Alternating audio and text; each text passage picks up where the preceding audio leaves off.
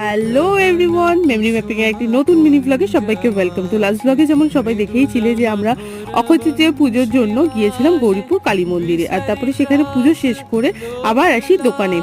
কেননা দোকানে যে ঠাকুরের জায়গাটা আছে সেই জায়গাটাকে তো সুন্দর করে সাজিয়ে আমাদের লক্ষ্মী গণেশকে বসাতে হবে। তো প্রথমে আমি এসেই জায়গাটিকে একটু সুন্দর করে সাজিয়ে নিই, আর তারপরে মা লক্ষ্মী আর গণেশকে বসিয়ে দিয়েছিলাম। আর তার সাথে আছে আমাদের এই একটি ছোট্ট মা তারার ফটো ফ্রেম। তো সেগুলোকে সুন্দর করে বসিয়ে সুন্দর করে জায়গাটাকে সাজিয়ে, তো প্রথমেই একটু লাড্ডু আর জল ঠাকুরদেরকে নিবেদন করলাম, আর তারপরে ফুল দিয়ে সুন্দর করে জায়গাটাকে সাজিয়ে নিই।